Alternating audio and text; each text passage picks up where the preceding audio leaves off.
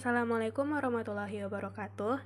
Perkenalkan kami dari kelompok 1 dengan anggota Putri Erika Wendari Arahap dengan NIM 2105937, Salimatus Sadia Rusli dengan NIM 2105946, Muhammad Farhan dengan NIM 2105996, Nur Faizah dengan NIM 2105917, dan Nurul Husna dengan NIM 210599109.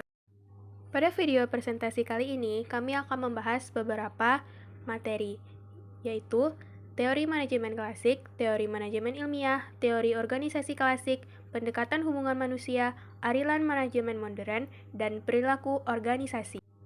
A. Teori manajemen klasik. Tokohnya yaitu yang pertama Henry Fayol, 1841 sampai 1925.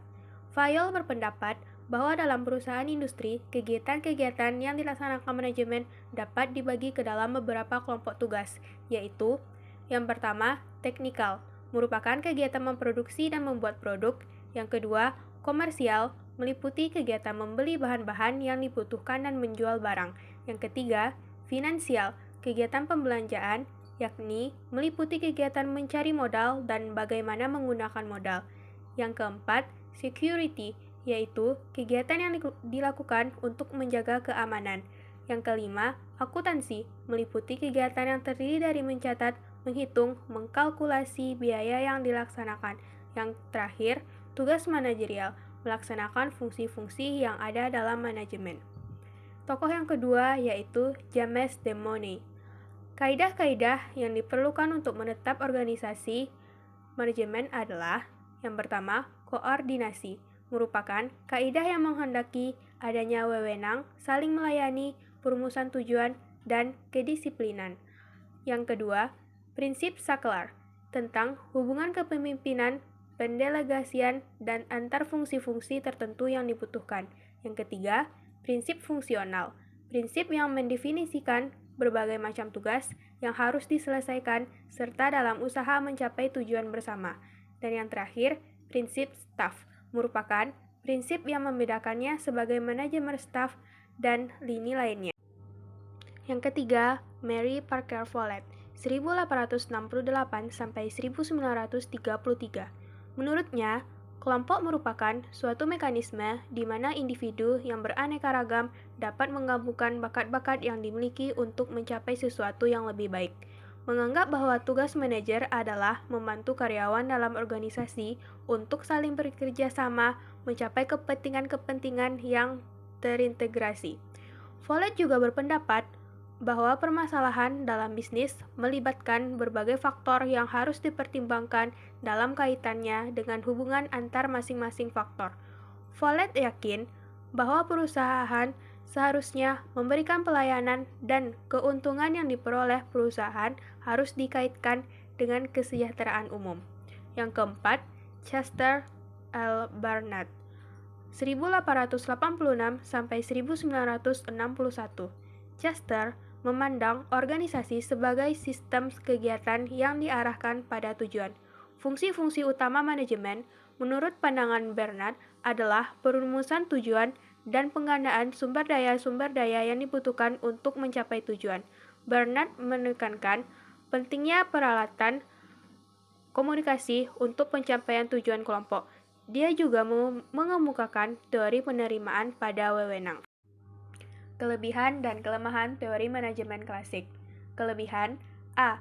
Teknik efisiensi dan penelitian waktu dan gerak, time and motion study, mampu meningkatkan efisiensi dan produktivitas tenaga kerja. B. Metode pemilikan dan pengembangan tenaga kerja menunjukkan pentingnya latihan dan pendidikan untuk meningkatkan efektivitas kerja. C. Metode ini juga mampu memberikan rancangan kerja dan mendorong manajer untuk mencari alternatif terbaik dalam melaksanakan suatu pekerjaan. D. Manajemen klasik menyediakan banyak teknik dan pendekatan terhadap manajemen. E. Beberapa konsep inti dari model bioaktif masih dapat digunakan di dalam rancangan organisasi modern selama keterbatasan mereka diakui. Kelemahannya, A. Manajemen klasik kurang memperhatikan aspek kemanusiaan dari pekerja. B. Manajemen klasik dianggap terlalu umum. C. Peningkatan hasil tetapi sering mengakibatkan pemberhentian pekerja atau diubahnya upah. D. Teori ini kurang melihat kebutuhan sosial para pekerja. E. Keterbatasan dari perspektif klasik dan menghindari fokus sempitnya terhadap efisiensi dari perspektif penting lainnya. Menurut Villey, Kerr, dan Haws 1976 dalam Nanang Fatah, kelemahan-kelemahan teori klasik secara garis besar. A. Teori klasik adalah teori yang terikat waktu. B. Teori klasik mempunyai ciri-ciri deterministik. Dan C. Teori ini merumuskan asumsinya secara eksplisit. B. Teori manajemen ilmiah. Gerakan manajemen ilmiah telah dimulai sekitar akhir abad yang lalu, di mana para insinyur Amerika Serikat dan Eropa mencari dan mengembangkan cara-cara baru. Beberapa variabel yang diperhatikan dalam manajemen ilmiah adalah sebagai berikut. A. Pentingnya peranan manajer dalam menggerakkan dan meningkatkan produktivitas perusahaan. B. Pengangkatan dan pemanfaatan tenaga kerja dan persyaratan-persyaratannya. C. Tanggung jawab kesejahteraan pegawai atau karyawan. D. Kondisi yang cukup untuk meningkatkan produktivitas kerja. Aspek-aspek manajemen ilmiah mempunyai tujuan agar tingkat produktivitas perusahaan, efisien, dan efektivitas perusahaan dapat ditingkatkan. Selain itu, dalam manajemen ilmiah juga memperhatikan prinsip-prinsip pembagian kerja di antara para pegawai pada suatu perusahaan. Beberapa teori ilmiah menurut perintis dan pencetusnya. Yang pertama, Robert Owen, 1771 sampai 1858. Dalam teorinya, ia menekankan tentang peranan sumber daya manusia sebagai kunci keberhasilan perusahaan, khususnya peranan jabatan manajer atau kader yang harus berfungsi sebagai reformis atau pembaru dalam manajemen sumber daya manusia ini. Robert Owen merintis manajemen ilmiah karena beliau digerakkan oleh kenyataan kondisi dan persyaratan kerja yang tidak memadai. Ia menentukan prosedur-prosedur kerja yang dapat meningkatkan produktivitas kerja. Dengan perbaikan-perbaikan kondisi kerja, pelayanan kesejahteraan bagi karyawannya, maupun prosedur kerja yang dibuat. Yang kedua, yaitu Charles Babbage, 1792 sampai 1971, seorang profesor matematika. Ia percaya bahwa penerapan prinsip-prinsip ilmiah dalam proses kerja akan dapat meningkatkan produktivitas kerja dan dapat menekan biaya-biaya. Babbage menganjurkan untuk mengadakan pembagian tenaga kerja dalam kaitannya dengan pembagian pekerjaan. Setiap pekerja hanya dituntut tanggung jawab khusus sebagian atau tertentu, sesuai dengan spesialisasinya dari semua bagian keseluruhan pabrik atau perusahaan. Yang ketiga, Frederick W. Taylor. Taylor menekankan bahwa antara waktu penyelesaian pekerjaan dapat dikorelasikan dengan upah yang diterimakan, yaitu semakin cepat atau tinggi prestasi kerja dalam menyelesaikan pekerjaannya, akan semakin tinggi upah yang diterimanya. Metode pendekatan ini disebut sebagai sistem upah diferensiasi atau differential rate system. Ada 4 prinsip manajemen menurut Taylor. Yang pertama, kembangkanlah sebuah ilmu bagi setiap unsur pekerjaan seseorang, yang akan menggantikan metode kaidah ibu jam yang lama. Yang kedua, secara ilmiah, pilihlah dan kemudian latihlah, ajarilah, atau kembangkanlah pekerja tersebut. Yang ketiga, bekerja samalah secara sungguh-sungguh dengan para pekerja untuk menjamin bahwa semua pekerjaan dilaksanakan sesuai dengan prinsip-prinsip ilmu yang dikembangkan tadi. Dan yang terakhir, bagilah pekerjaan dan tanggung jawab secara hampir merata antara pimpinan dengan para pekerja. Yang keempat, Henry L. Gunn, 1861 sampai 1919. Henry mengembangkan gagasan Owen dalam metode penilaian atas pekerjaan karyawan, yakni dengan mengadakan metode pencatatan atas hasil pekerjaan karyawan di dalam kartu pribadi. Lebih lanjut, dia mengemukakan gagasannya dalam membuat sistem baru tentang penggambaran jadwal produksi sebagai alat untuk instruksi dan pengawasan bagi manajer perusahaan. Yang kelima, Frank B. dan Lillian M. Gilbert. Kedua pelopor manajemen ilmiah ini mendasarkan gagasannya pada hasil penelitian tentang hubungan gerakan dan kelelahan dalam pekerjaan. Jadi, menurut kedua tokoh ini, bahwa penelitian gerakan akan meningkatkan semangat kerja bagi pekerja. Hal ini dikarenakan adanya keuntungan fisik terhadap pekerja itu sendiri yang harus dapat memanfaatkan kemampuan secara optimal. Jadi, setiap pekerja harus bisa berfungsi sebagai pelaku, pelajar, dan guru dan berharap akan kesempatan baru. Yang keenam, Harrington Emerson 1853 sampai 1931. Harrington Emerson melihat bahwa penyakit yang mengganggu sistem manajemen di dalam industri ialah adanya masalah pemborosan dan inti efisiensi, yaitu perumusan tujuan dengan jelas, kegiatan yang dilaksanakan masuk akal, tersedianya staf yang cakap, terciptanya disiplin kerja, pemberian balas jasa yang adil, laporan terpercaya, cepat, tepat, dan kontinu, pemberian instruksi, perencanaan dari urutan-urutan kerja, adanya standar-standar dan skedul, metode dan waktu setiap kegiatan kondisi yang standar, operasi yang standar, instruksi-instruksi praktis tertulis standar, balas jasa efisien rencana intensif. Sumbangan dan keterbatasan manajemen ilmiah. Sumbangan manajemen ilmiah telah diakui dan dapat memberikan kontribusi yang cukup baik bagi peningkatan produktivitas dan efisiensi kerja. Peningkatan produktivitas telah sangat didukung dengan sistem pembagian kerja sesuai bagian-bagian dari suatu proses pekerjaan, adanya spesialisasi-spesialisasi tertentu, sementara teknik-teknik efisiensi manajemen ilmiah seperti yang ditunjukkan dalam studi gerak dan waktu telah membuktikan bahwa kegiatan yang dilaksanakan dapat lebih efisien. Ajaran manajemen ilmiah menimbulkan beberapa pengaruh yang tidak menguntungkan bagi kepentingan sistem manajemen itu sendiri. Contohnya, dapat dikemukakan bahwa konsep produktivitas dengan dukungan penerimaan teknologi justru banyak mengurangkan atau menciutkan segala penggunaan tenaga kerja. Kelemahan lain adalah tenaga kerja sebagai salah satu faktor produksi tidak atau kurang mendapatkan perhatian atas kebutuhan sosialnya. Personalitinya yang justru hal ini sangat dibutuhkan. Arti kepuasan tenaga kerja kurang diperhatikan secara utuh. C. Teori organisasi klasik. Teori ini biasa disebut dengan teori tradisional atau disebut juga dengan teori mesin. Berkembang mulai 1800-an atau abad ke-19. Dalam teori ini, organisasi digambarkan sebuah lembaga yang tersentralisasi dan tugas-tugasnya terspesialisasi serta memberikan petunjuk mekanistik struktural yang kaku tidak mengandung kreativitas. Asumsi dasar teori organisasi klasik. Yang pertama, organisasi dibentuk untuk mencapai tujuan ekonomi atau yang terkait dengan produksi. Yang kedua, ada satu cara terbaik untuk meningkatkan produksi, yaitu melalui studi yang sistematis dan ilmiah. Yang ketiga, produksi dapat dimaksimalkan melalui spesialisasi dan pembagian kerja. Yang terakhir atau yang keempat, orang dan organisasi bertindak menurut prinsip-prinsip ekonomi rasional. Teori organisasi klasik sangat memfokuskan pada anatomi atau struktur organisasi, sering disebut pendekatan struktural dalam teori organisasi. Keberhasilan organisasi mencapai tujuannya tergantung pada desain struktur yang ada.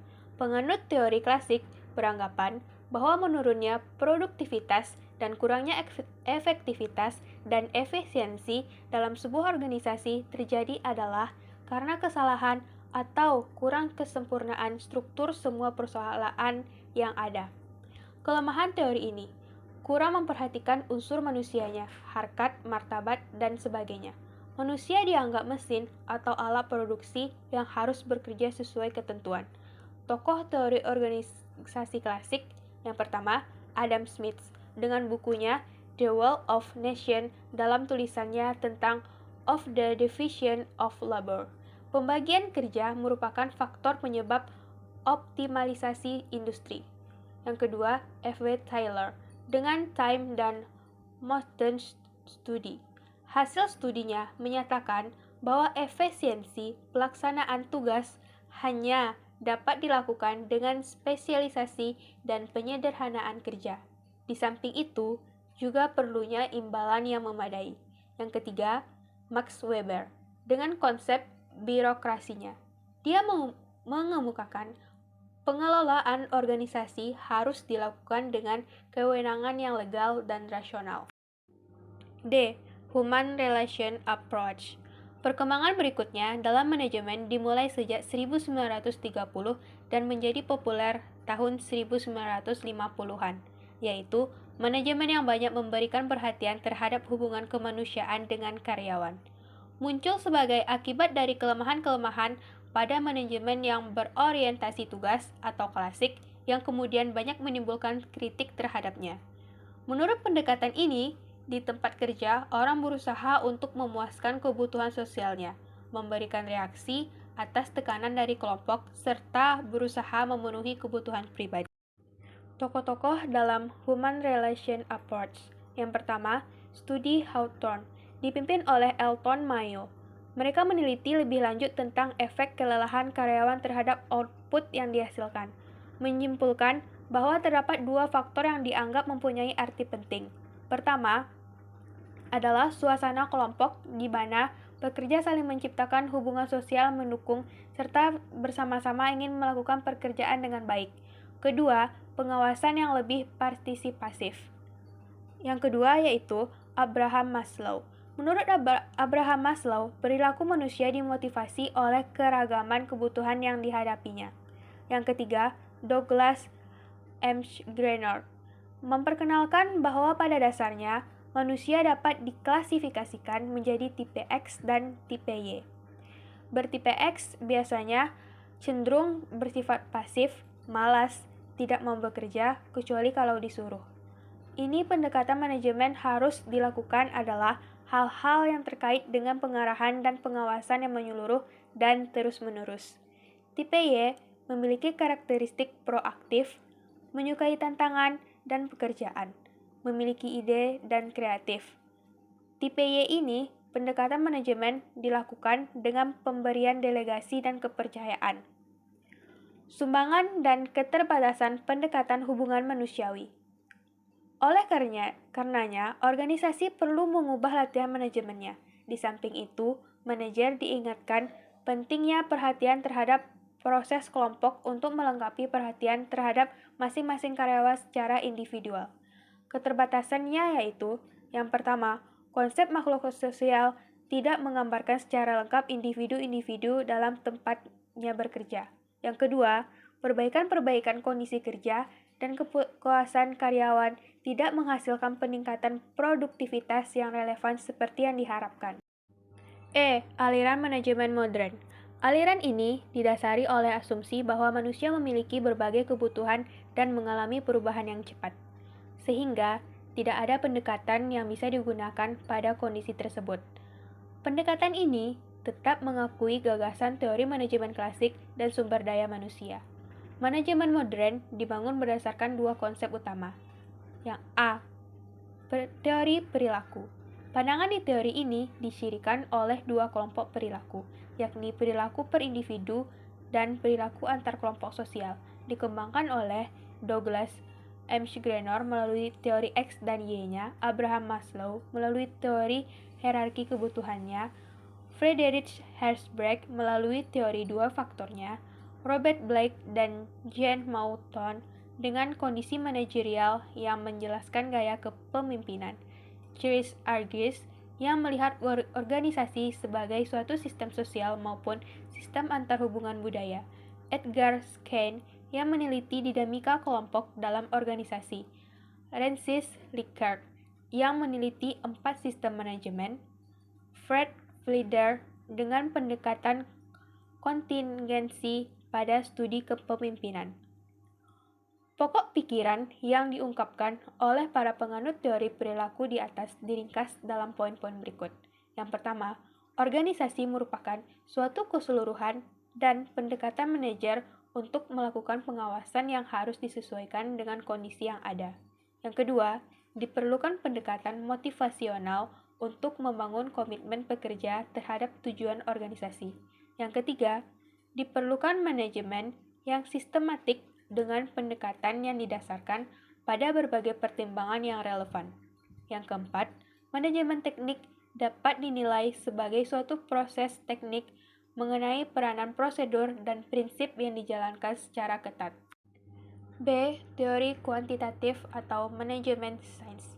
Dalam suatu proses pemecahan masalah, pokok masalah perlu diidentifikasi dengan riset ilmiah dan operasional, serta teknik ilmiah lainnya seperti perencanaan program, capital budgeting, pengembangan sumber daya manusia, dan sebagainya. Aliran manajemen modern menurut para ahli. Yang pertama, aliran manajemen modern Abraham Maslow yang mengemukakan adanya hierarki kebutuhan dalam penjelasannya tentang perilaku manusia dan dinamika proses motivasi. Yang kedua, Douglas McGregor dengan teori X dan Y mengenai strategi kepemimpinan yang efektif. Yang ketiga, Frederick Esberg yang mengurangi teori motivasi higienis atau teori dua faktor. Yang keempat, Robert Blake dan John Mouton yang membahas 5 gaya kepemimpinan dengan kisi-kisi manajerial. Yang kelima, Chris Argyris yang memandang organisasi sebagai sistem sosial atau sistem antar hubungan budaya. Yang keenam, Edgar Sains yang banyak meneliti dinamika kelompok dalam organisasi dan sebagainya. Yang ketujuh, Francis Slicker yang telah mengidentifikasikan dan melakukan penelitiannya secara intensif mengenai 4 sistem manajemen. Yang terakhir, Fred Fleider yang menyarankan pendekatan kontingensi pada studi kepemimpinan. Kelebihan dan kekurangan. Kelebihan, yang pertama, banyak variabel yang bisa diolah dengan teori ini, seperti penganggaran modal, perencanaan produk. Yang kedua, penggerakan lebih dinamis dan fleksibel karena pusat komando bisa disesuaikan dengan kondisi organisasi maupun perkembangan dunia. Kekurangan, konsep manajemen modern sulit dipahami karena perhitungannya yang sulit, masih dinilai kurang dalam pengelolaan aspek sosial sumber daya manusia. F. Perilaku organisasi. Perilaku organisasi adalah suatu bidang studi yang di dalamnya mempelajari tentang bagaimana seseorang ataupun individu bisa bergerak dan berperilaku sesuai dengan organisasi.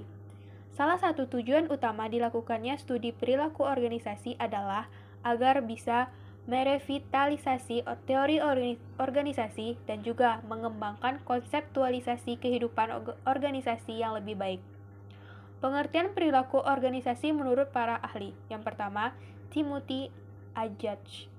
Timothy menjelaskan bahwa perilaku organisasi adalah suatu bidang yang menyelidiki dampak yang dipunyai oleh suatu individu, kelompok, dan juga struktur pada perilaku yang ada di dalam suatu organisasi. Yang kedua, Toha. Toha menerangkan bahwa perilaku organisasi adalah suatu studi yang berhubungan dengan berbagai aspek tingkah laku manusia di dalam organisasi ataupun kelompok tertentu. Yang ketiga, Khairul Umam. Menurut Khairul Umam, perilaku organisasi adalah suatu bidang studi yang mempelajari dampak dari perorangan, kelompok, dan struktur pada perilaku organisasi agar bisa menerapkan pengetahuan terkait dengan berbagai hal tersebut demi perbaikan efektivitas suatu organisasi. Yang keempat, Shamsir Torang. Shamsir Torang berpendapat bahwa perilaku organisasi adalah tentang apa yang dilakukan oleh mereka yang ada di dalam organisasi dan bagaimana perilaku mereka mampu memberikan dampak pada performa organisasi tersebut. Manfaat perilaku organisasi. Perilaku organisasi akan bertindak sebagai map untuk kehidupan anggota yang ada di dalam organisasi. Melakukan penelitian yang sistematis dan berguna untuk memahami dan juga memprediksi kehidupan organisasi. Analisa perilaku organisasi juga akan sangat membantu mencegah adanya masalah dalam organisasi. Perilaku organisasi juga berguna untuk menjaga setiap hubungan industrial perusahaan. Elemen-elemen perilaku organisasi yaitu, yang pertama, manusia. Manusia adalah sistem sosial di dalam internal organisasi. Mereka terdiri dari individu atau kelompok tertentu. Yang kedua, struktur. Struktur adalah hubungan pada setiap orang yang terdapat di dalam suatu organisasi. Struktur ini akan mempengaruhi pada pembagian kerja. Yang ketiga, teknologi.